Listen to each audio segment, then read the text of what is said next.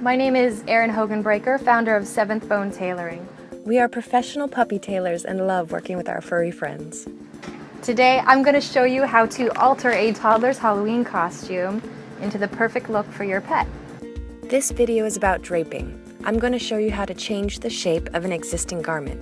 If you'd like more information about how to clean up the inside, stay tuned for more blog posts on weallsew.com. I honed my pattern making skills while working under Nicolas Cato at his Tribeca atelier. He is one of the top pattern makers in the world.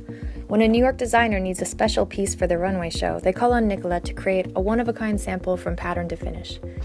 The first step to altering our Halloween costume is to take Wyatt's measurement. We're going to get length from neck to tail. There's circumference around Wyatt's belly, his neck,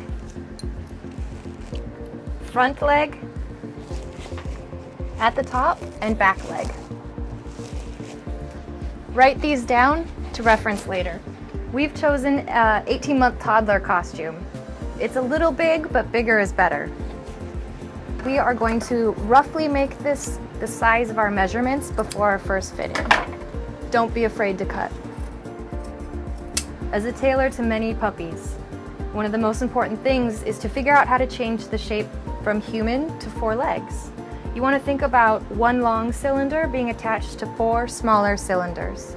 We're going to need to basically rough this out to find our new shape. We're going to use 2 different colors of chalk in order to mark this pattern. I'm going to start with blue, and I'm going to go in on my second draft with white so that I don't get confused. I know it can be scary, but just snip away at the excess fabric. I've left myself about 3.5 inches of seam allowance around the circumference of Wyatt's belly. Now I'm going to take a razor blade and I'm going to open up the crotch seam of the toddler costume. We're doing this so we can re-drape the back end over Wyatt's legs. So as you can see, we've made this much more flat. It's going to be easier to deal with when we drape it on Wyatt. We're ready for our first fitting. Treats help. You want to distract him while just laying this comfortably on top of Wyatt. I'm going to slip his legs through the armholes. It's starting to take shape. Loosely around his torso, closer to his hind legs. It's very important to make the tail comfortable. Wyatt is being a very, very good dog. This is nice. We only need to pin on one side of the body. What we do to one side, we can do to the other. I'm going to pinch out some extra fabric here. And it's not quite big enough here. So I'm going to make a note that I'm going to add a little piece of fabric right here. It's also a great time to hem. On our supermodels, we only get 1 shot, so we have a last look at Wyatt. Make sure we got all of our pins in. It's looking good. Thank you, Wyatt. Now I'm going to go in with my second color of chalk, and basically I'm going to true this pattern. So everywhere there's a pin, I'm going to mark, and then we're going to do what's called balancing the pattern. I mentioned earlier you want to think about dogs in terms of cylinders. So right now we're going to focus only on the body, our first cylinder. So I've marked where it needs to come in order to take the wrinkles out so we show off the cat pattern more. So right now I'm going to focus just on doing the alterations that will make the body look smooth, and then we'll go on and work on the legs. One thing I'm going to change on the design is I'm going to put the Velcro under his belly. This way we won't have puppy hair sticking out. I took off the Velcro and I'll do a straight stitch down the spine to close this. We're going to use a medium length stitch. It doesn't need to be too tight, and we want to keep it loose for this polyester fabric. I can cut this seam allowance to 3/8 of an inch. I'm going to follow my chalk marks and create some darts around Wyatt's ribcage to make this fit better. It's okay if the darts show through the other side.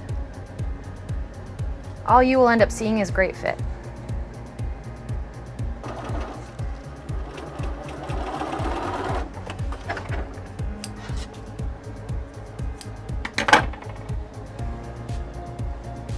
You can barely see the seam I just made. And what we did to one side, we'll do the exact opposite. We also want to shorten the neck a little bit according to our markings.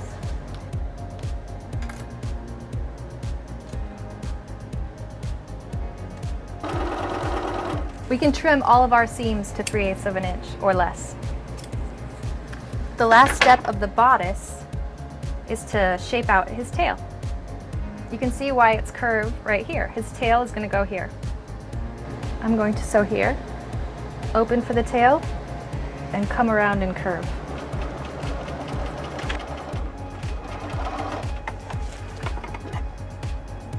We're still in a rough draft mode, so we're going to leave our seam allowances around the tail and back, where it's still a little unclear how it's going to work, long, 1 inch.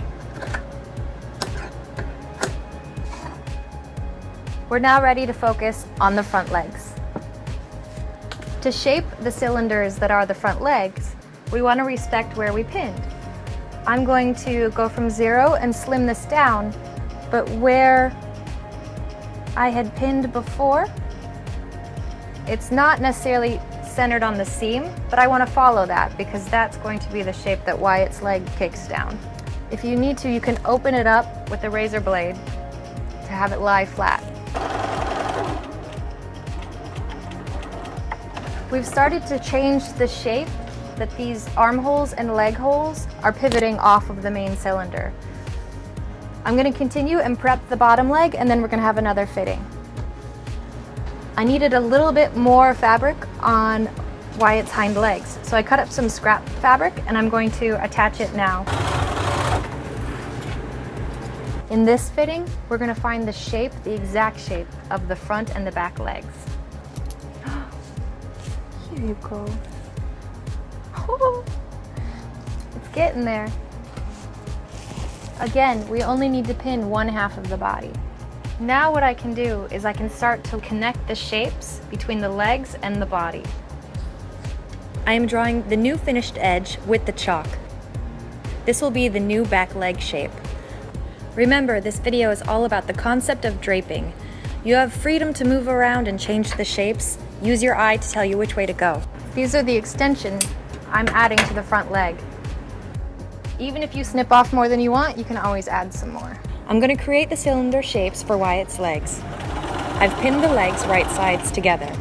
I'm following the curve of the front legs.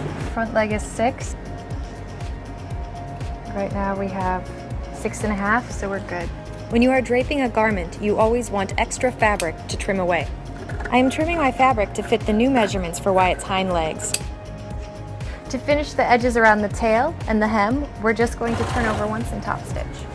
I add Velcro at the belly and stitch it down.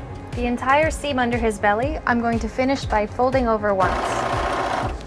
We're close to the body being done. We're going to add Velcro to the hind legs.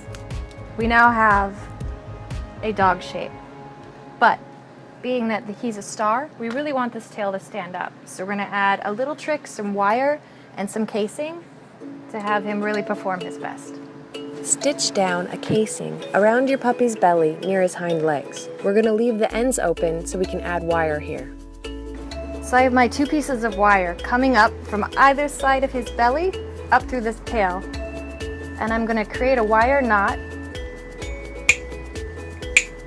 We're going to use our Velcro, tape it down to cover the sharp edges, and then hand stitch it. It blends right in. We're also going to put a little bit more of this tape over the ends near his belly so it doesn't poke him. The great thing is they'll look like spots.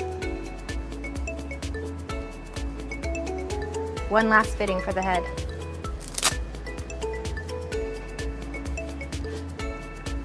I'm going to top stitch the new shape of our hat. I found it by just folding the neckline over. Add Velcro. Top stitch this down. I also opened up the seams on Wyatt's hat to let his ears out. Now it's time for Wyatt to show off his Halloween costume.